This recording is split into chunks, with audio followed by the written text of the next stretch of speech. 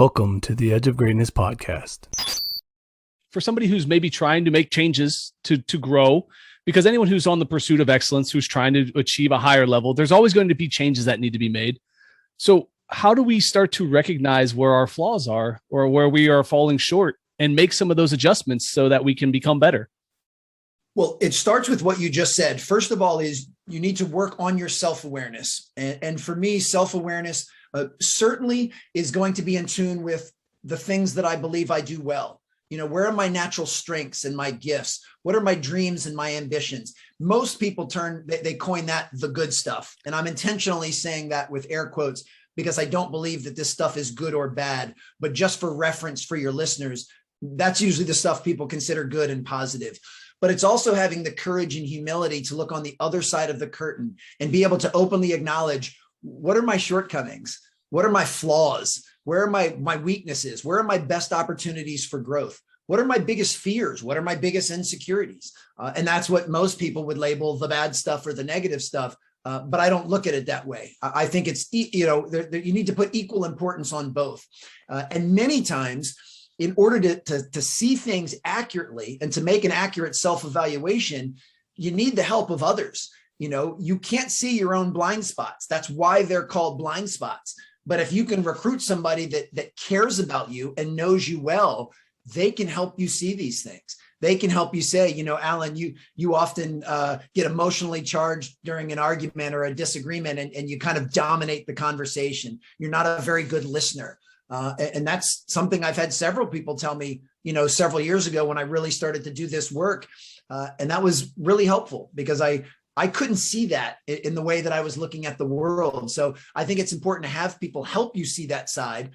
And then it's a way of managing both sides is, you know, how do I amplify and lean into my natural strengths, you know, and put more of that out into the world, and which of these weaknesses deserve my attention that I can work on to improve? Where are my biggest opportunities for growth? How can I get better in these areas? So once you have kind of this evaluation and you know, all right, here's some of the things I really need to work on, then moving forward, what's most important to me is just learning how to be in the present moment. When you don't let your mind wander to the things of the past and you don't let it wander to the future, both of which are really hypothetical constructs that we've made up in language. I mean, you can never be in your past and you can never be in your future other than your thoughts. Now, your thoughts can be in either place, but you can't. The only place you can ever be is in the present moment.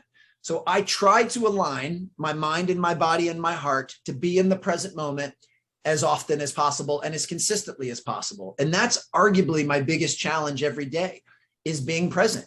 Because it is so easy for me to get distracted by something that happened yesterday or a month ago. And it's equally easy to get anxious or worried about something that may happen in the future. But again, I can't do anything about those. You can't change the past. Now, you can change your relationship and your thoughts on the past. You know, you can look back on something that you thought was one of the worst things to ever happen to you. And you can actually say, you know what? Now with some introspection, that was one of the best things that ever happened to me because it's put me on a new path. So the facts of the event haven't changed, but my thoughts and my relationship with those facts have now changed. And then on the future end, the future is 100% hypothetical. It always has been. You know, the future has always been uncertain. People throw that word around right now a lot with the pandemic, you know, makes that things are so uncertain. It's like the future has always been uncertain. I've never known what's going to happen 10 minutes from now, what's going to happen 10 days from now, or 10 years from now. And learning how to have some type of acceptance and peace with knowing that you don't know what's going to happen has been really helpful. So there's nothing wrong with learning from the past. There's nothing wrong with preparing for the future, but I try not to live in either one of those spaces, and I try to be present. And if I'm present and I'm aware of the pitfalls that I've fallen to previously and behaviors that I'm looking to change, they come up with great clarity. And usually within a matter of seconds, if not a matter of minutes, I can find myself quickly, you know, a trigger to say, all right, you're doing that again, Alan. Here you go. And then I can start to make some conscious change. So to me, it's all about having an accurate evaluation with self-awareness coupling that with learning to be in the present moment, and you'll get tremendous clarity. You'll catch yourself immediately when you start doing things that you know don't serve you. Thank you for joining us today on the Edge of Greatness podcast. If you haven't yet, please take a minute now to subscribe and review our show. Join us again next week as we continue to dig deeper into the key components of greatness. The path to greatness is never linear, so remember to keep pursuing greatness no matter what. Keep stretching your abilities, reach for the stars, and fall flat on your face. But remember, no matter what happens, whenever we fall, always get up. Until next time, I'm Charles Schultz, and this was the Edge of Greatness podcast.